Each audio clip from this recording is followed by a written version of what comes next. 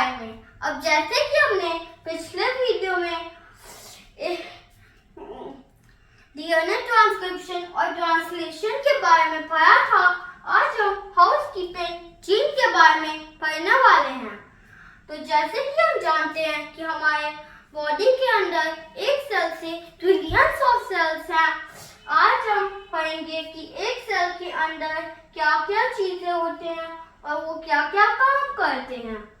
अब हम internal organ और सेल ऑर्गेनल से कंपेयर करेंगे ताकि आप समझ सके। अब जैसे कि हमारा ब्रेन जैसा काम करता है वैसा ही हमारे सेल का ब्रेन न्यूक्लियस होता है। अब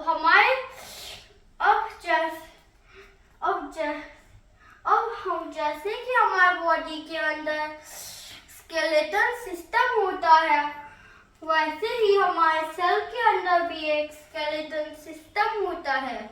उसको हम एंडोप्लाज्मिक रेटिकुलम कहते हैं। हम इसके बारे में हमने पिछले वीडियो में ही पढ़ लिया है कि वो क्या करता है। वो प्रोटीन फोल्डिंग करता है।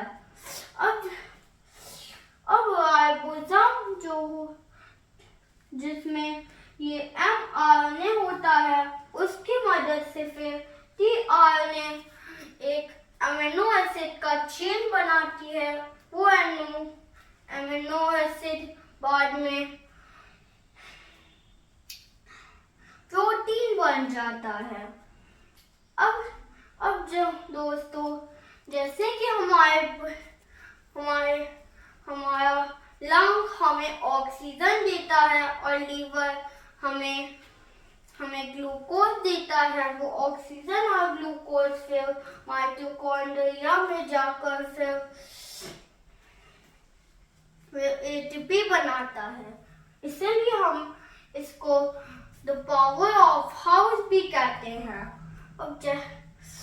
अब जैसे कि हम एंडोप्लाज्मिक रेटिकुलम जब प्रोटीन को फोल्ड करता है तब वो गोल्गी एपेरेटस में जाता है और वहां पर हमारा फाइनल प्रोटीन बन जाता है। अब दोस्तों, जैसे कि हमारा लाइसोसोम जो होता है वो बैक्टीरिया और वायरस को मार डाल देता है। अब दोस्तों, सेल में जितनी गंदगियां होती हैं वो वैक्यूल सब के अंदर वो इकट्ठा हो जाती हैं। बाद में सेल उसे बाहर निकाल देता है। अब दोस्तों, ये जो आप ऐसे देख रहे हैं इसको हम कहते हैं सेल मेम्ब्रेन। अब दोस्तों, ये बना होता है प्रोटीन लिपिड से। अब इसमें कुछ टनल्स भी होते हैं।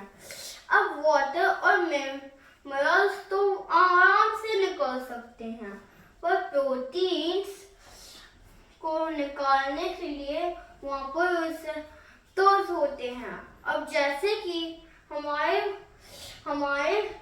घर के बाहर डोरबेल होता है, वैसे ही सेल मेम्ब्रेन में रिसेप्टर्स होते हैं। जब तक उन्हें वो इंफॉर्मेशन नहीं मिलता है वो प्रोटीन बाहर नहीं जा सकता है। अब दोस्तों, अब हम बात करेंगे हाउसकीपिंग जीन कैसे रेगुलेट करते हैं। अब दोस्तों, अब ये जो बाइंडिंग साइट होता है, अब ये ट्रांसक्रिप्शन फैक्टर फिर ये जीन mRNA बनता है और mRNA से फिर प्रोटीन बनता है। अब हम इसके बारे में थोड़ा डिटेल में जानते हैं। ये जो अब ये जो आप देख रहे हैं इसको हम कहते हैं हाउसकीपिंग जीन, और ये जो होता है इसको हम कहते हैं रेगुलेटर जीन। अब रेगुलेटर जीन के दो पार्ट्स होते हैं, एक तो एनहांसर और दूसरा प्रमोटर। हम दोस्तों फिर ये नेक्स्ट स्टेप में फिर ये ऐसे बाइंड होता है और इसको बाइंड डीएनए बाइंडिंग प्रोटीन करता है। फिर इसमें दो और प्रोटीन्स आते हैं, एक को हम कहते हैं ग्रुप ऑफ मेडिटेयर प्रोटीन्स और दूसरा जनरल ट्रांसक्रिप्शन फैक्टर्स। अब दोस्तों इससे फिर एक कॉम्प्लेक्स बनाते हैं, उसको हम ट्रांसक्रिप्शन एनोटेशन कॉम्प्लेक्स कहते हैं, जो आरएनए पॉलीमरेज 2 को जगह देता है, वो भी आरएनए सिंथेसिस के लिए। तो दोस्तों ऐसे फिर हमारा कीपिंग जीन हमारे सेल को ऐसे साफ रखता है। वीडियो पसंद आया हो तो इसे लाइक और सब्सक्राइब जरूर करना। Thank you.